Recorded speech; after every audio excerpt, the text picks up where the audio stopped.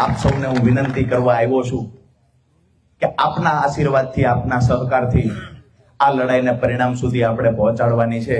હું હર હંમેશ દરેક સભામાં કહું છું કે અમારા નેતાઓ 35 વર્ષ 40 વર્ષના યુવાનો છે. આજે ઘર બહાર મૂકી અને સતત ટ્રાવેલિંગ કરે છે, આખા ગુજરાતમાં પરિભ્રમણ કરે છે. ભાજપના નેતાઓ જુઠ્ઠા કેસ કરાવે, જેલમાં પૂરે, તો પાછા બહાર નીકળી પાછી લડાઈ લોકોની માટે ચાલુ કરીએ છીએ. આ લડાઈ કોના માટે લડીએ છીએ? આ લડાઈ ગુજરાતને અને દેશને બચાવવા માટે લડીએ છીએ. આ લડાઈ ભ્રષ્ટાચારીઓની સામે અવાજ ઉઠાવવા માટે લડીએ છીએ. આ લડાઈ ગુજરાતની તિજોરી બચાવવાની લડાઈ છે. એક જ ખાતરી આપજો, આ લડાઈમાં અમે ક્યારેય એકલા ન પડીએ અને જવાબદારી આજ તમારા માથા પર. દોસ્તો, જ્યાં સુધી તમારા આશીર્વાદ છે ત્યાં સુધી ભાજપની કોઈ જેલ કે ભાજપનું કોઈ પ્રશાસન એવું નથી કે અમારો અવાજ દબાવી શકશે. આવનાર સમયમાં હું તમે બે એ વાતના સાક્ષી હશું. એ પ્રયત્ન ચૈતરભાઈ પર કર્યા છે, એ પ્રયત્ન ઘણા બધા નેતાઓ મયુરભાઈ પર કર્યા.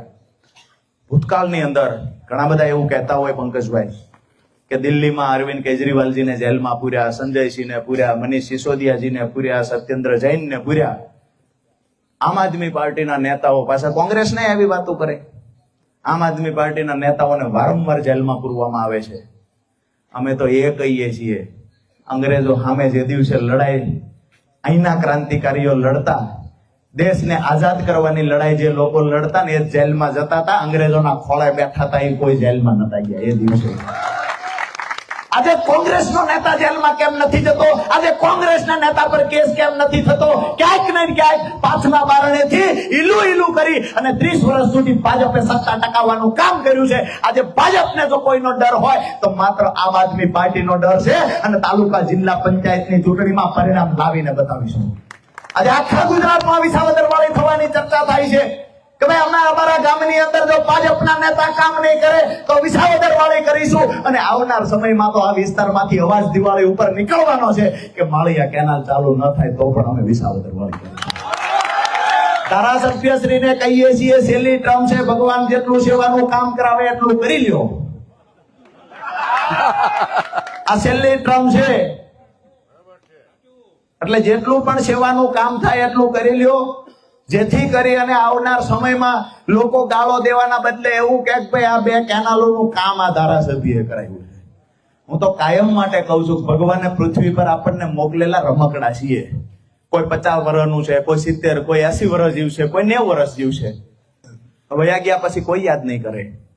જિંદગીમાં કઈક એવું તો કામ કરીએ કે આપણી 5મી પેઢીનો છોકરો આવે તો કે આ એનો ગઢો બાપ હતો જેને અમારા ગામમાં કાયમી કેનાલની વ્યવસ્થા કરી. આ લડાઈ દોસ્તો લડવા નીકળ્યા છીએ. અમને પણ ખબર છે કે અમે ભાજપની જેમ અમે સત્તાના નશામાં આવીને આટલું બધું જે ભાજપ અત્યાચાર કરે છે અમે ના કરી શકીએ. અમે ભાજપની સામે ટકી શકશું કે નહીં ટકી શકીએ, ઘણા બધા લોકોને વિચાર આવે છે. અમે એ કહીએ છીએ કે વિચાર તો જે દિવસે નદીમાં કૂદી પડ્યા હોય ત્યારે સાથે રહેલા વિચાર તો આવે કે આ મોટો ધમહતો નદીનો પ્રવાહ છે, નદી ગાંડી તૂર બની છે, એમાં 35 વર્ષનો યુવાન કૂદી પડ્યો, અમે શું થશે? આજે ખાખરેજી ગામથી આખા ગુજરાતના ખેડૂતોને આશ્વાસન આપવા આવ્યો છું કે આ નદીમાં કાં તો હામા કાંઠે ભૂગી જાય ને કાં ડૂબી જાય, આ નદીમાં પાછો નહીં હોય. અહીંયા વધારે વિશેષ ખૂબ લાંબો સમય થયો, 11 વાગ્યા તેમ છતાંય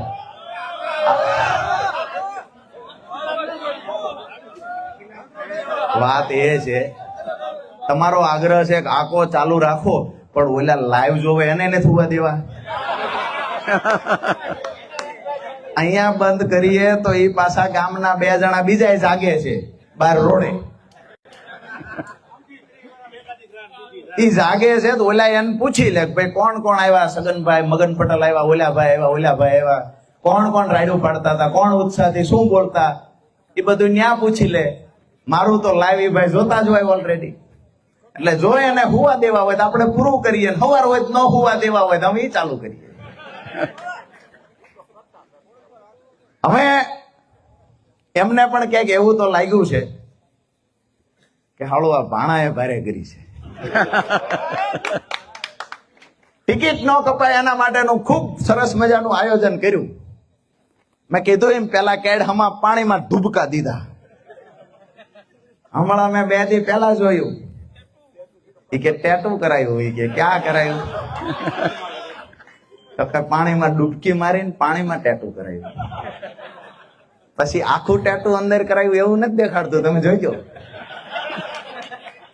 ટેટુ રેડી બહાર થઈ ગયું, પછી અંદર આમ રાખીને ઓલો આમાં મડાડે છે, બસ એ 5-10 સેકન્ડમાં એ કામ પિક્ચર પૂરું. આખું ટેટુ કરાવવા જાય તો પેટા ચૂંટણી આવે.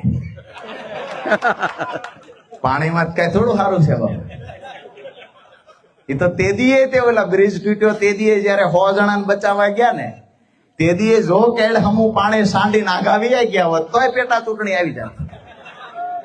ભગવાન 100 વર્ષ ના કરે એમને, પણ આપણે તો સાવધાન કરીએ છીએ કે નાટક કરવામાં ક્યાંક ઊંધું પડી જાય ને આઘા પાણી નો વ્યા જતા. અને તમે આજુબાજુ મરીજો બચાવ્યા તો થાય, એને 100 ને બચાવ્યા, તમે એને 1 ને બચાવો. મામા છે બચાવવા પડે, પણ મથુરા વાળી થવાની છે. મથુરાનો ઇતિહાસ બધાને ખબર છે, અને મેં પહેલા પણ કહ્યું કાનનો જન્મ થઈ ગયો છે, કંસે માયાજાળ હંકેલ લેવી જોઈએ, પણ મન લાગે કચ્છ એનો વધ થયા પેલા માયાજાળ હંકેલ છે નહીં. વિનંતી કરીએ ભગવાન એમને સદબુદ્ધિ આપે, અને ક્યારેક ક્યારેક જે ગાંડાની માફક વ્યવહાર કરે છે એવો ન કરે. અને જો એવું થતું હોય તો દર અઠવાડિયે ગુરુવારે અમારે સુરેન્દ્રનગરમાં અમદાવાદથી મગજના હારામાં હારા ડોક્ટર આવે છે. જો કોઈ ભાજપના નેતાને તકલીફ હોય તો કેસ હું કઢાવી દઈશ, દવાના પૈસા હું આપી દઈશ, કારણ કે અમારે દેણા ભેગું વધારે દેણું. પછી મને ભાઈએ હમણાં જ આ બાવરવા સાહેબે કીધું, મને કે આ મગજની તકલીફ માંથી હવે તકલીફ બીજી ચાલુ થઈ છે. મેં કીધું બીજી કઈ તકલીફ ચાલુ થઈ છે? તો કે ટાટકની દવા હવે લેવી પડશે, નહીતર એ તકલીફ છે. એટલે અમારી જ્યાં ગામમાં સભા, ઓલા ભાઈઓને ખબર પડી ગઈ કે આ રસમસા વાળી વાત, એવું કાંઈ નથી ભાઈ, એવું કાંઈ છે જ નહીં. વાત એ છે કેળા બેળા લઈ અને સવારે ભાજપ વાળા ગામમાં 2 જણા હોય તો એને કેળા લઈને જાજો, એને થોડી મજા આવે. કીજો ખાંડ ને દૂધ ને કેળા બધું 2 દી ખાય, કારણ કે સભા આપડી થઈ છે. આવનાર સમયમાં 3-4 મહિનામાં તાલુકા જિલ્લા પંચાયતની ચૂંટણી આવે છે. જેવી રીતે કોંગ્રેસના નેતાએ કીધું કે 20 વર્ષના તૈયાર કર્યા લઈ ગયા, અમે ઘરઘણું કરશે નહીં. એકવાર તો ગયા, ડંકાની ચોટ પર કહીએ છીએ કે બધા ગામના ભેગા રાખી, ગામની અંદર નાના મોટા 2 વિવાદ હોય તે મટાડી સમાધાન કરી અને આખું ગામ ભેળું રાખીને હવે હાવણો પકડી લેજો. આવનાર સમયમાં ગુજરાતની જનતા વિસાવદર વાળી કરવા જાય છે. આજે ખાકરેજી ગામમાંથી પણ લોકો મોટી સંખ્યામાં રાતે 11 વાગ્યા ભાજપના નેતા બધી વ્યવસ્થા કરાવી દે તોય કોઈ બેહતું નથી. બધી વ્યવસ્થા અમે હાંજમાં ભજીયાની કરાવે, ગાંઠિયાની કરાવે, છેલ્લી ખુરશીમાં બેઠા હોય એના હાટું બીજું કરે. એ સમજી ગયા કે આ બીજું શું કરે છે. ઓલા સફારી વાળા દાદાને ખબર પડી ગઈ આ કે ઓલી વાત કરે છે. એવું કાંઈ છે નહીં ગુજરાતમાં, ગાંધીના ગુજરાતમાં પ્રતિબંધ છે, ક્યાંય કાંઈ મળતું જ નથી, ક્યાંય કાંઈ મળતું નથી, પાણી નથી મળતું. હમણાં 1 તારીખથી રજીસ્ટ્રેશન મગફળીના ચાલુ થયા.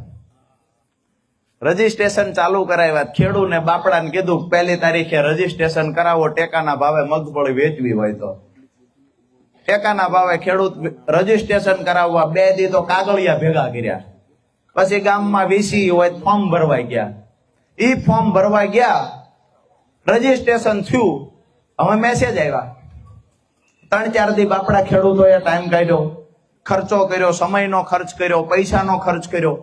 હવે મેસેજ આવે છે હવે તમારું રજીસ્ટ્રેશન રદ કરવામાં આવ્યું.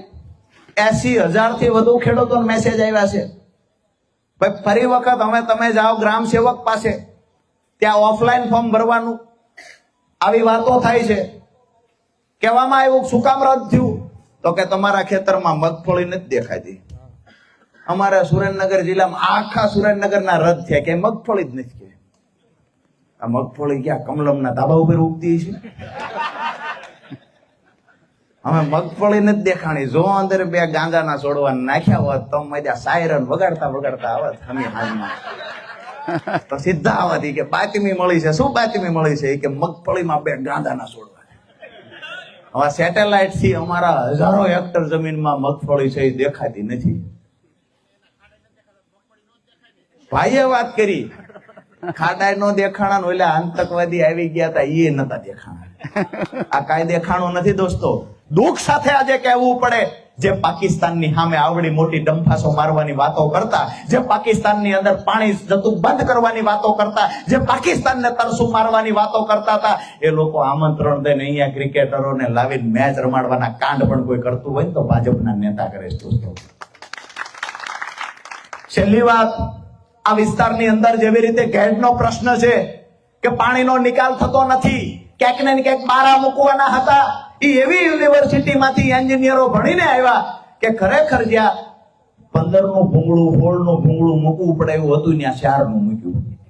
કેટલાય ખેડૂતોએ, બાપડાઓએ, ચોરણો પહેરનારા, માથે પાઘડી વાળા, ઘેડના કેટલાય ખેડૂતોએ કહ્યું કે રોડ તમે અધર લીધા છે જમીન કરતા, નવા રોડ ક્યાંક ને ક્યાંક ઊંચા બન્યા છે તો નીચે બારા મૂકો, ભૂંગળા મૂકો. એ કે અમને ખબર પડે કે તમને પડે, અમે ભણીને આવ્યા છીએ. ભણીને આવ્યા અને ઘેડના 100 કરતા વધુ ગામની પથારી ફેરવી નાખી. નદી સાફ કરવા માટે પૈસા આપ્યા તો નદીના કાંઠે રહેલા બાવળ કાપી નાખ્યા ને કાપીને નાખ્યા નદીમાં. એ કે નદી સાફ. ઉનાળામાં આ કામ કર્યું, ડોહુ ચોમાસે વરસાદ આવ્યો, બધો ભરાવો થયો. હવે નીકળે એવું ન રહ્યું. આજે પાણી ભરાયેલા રહે છે. એવો જ આ વિસ્તારનો એક પ્રશ્ન છે. સુલતાનપુર, ચીખલી, માણાબાર ને માણાબાર, ત્યાં એ પ્રશ્ન છે.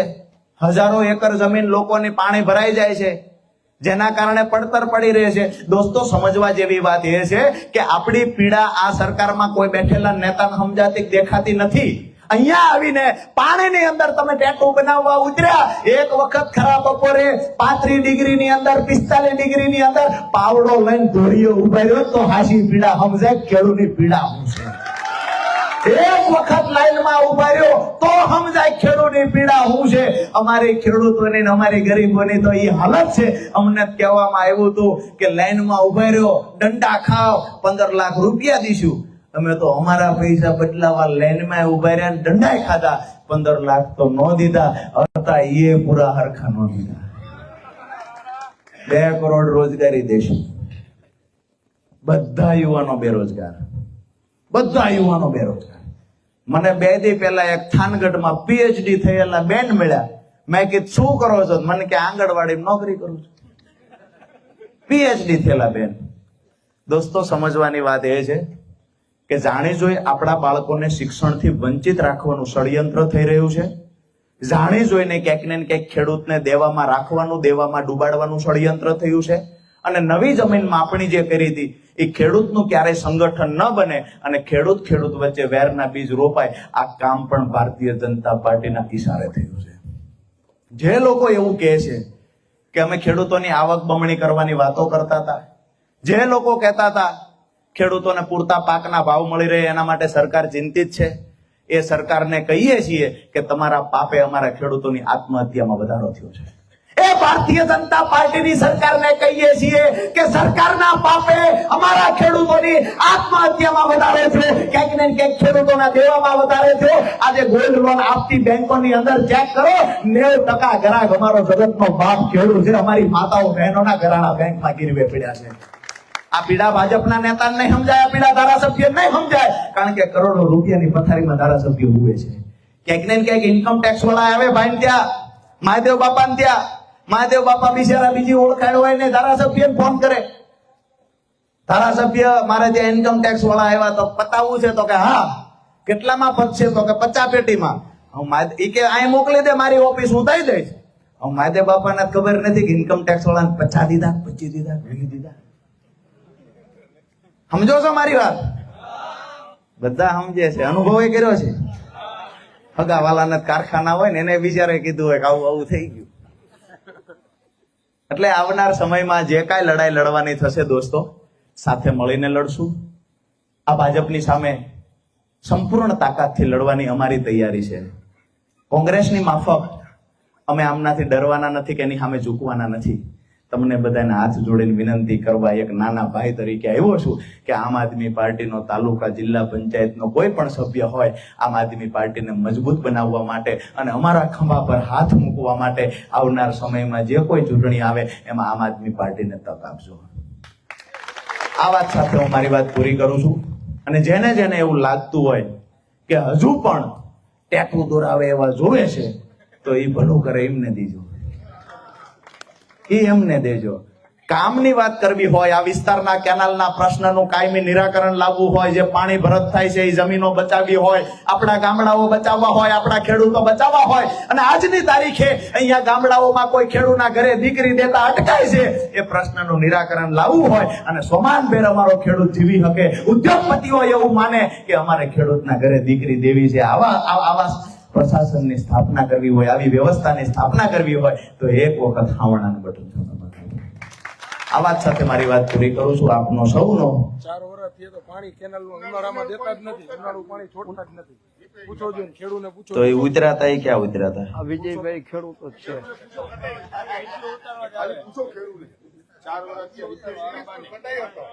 ભાઈ એવું કહે છે કે ખેડૂતોની પણ એવી વાત છે કે રિપેરિંગના બહાને 4 વર્ષ થયા, હજુ સુધી રિપેરિંગના બહાને ઉનાળામાં પાણી આપતા નથી. અગાઉ કહેવામાં આવ્યું કે ભાઈ કેનાલનું શું થયું?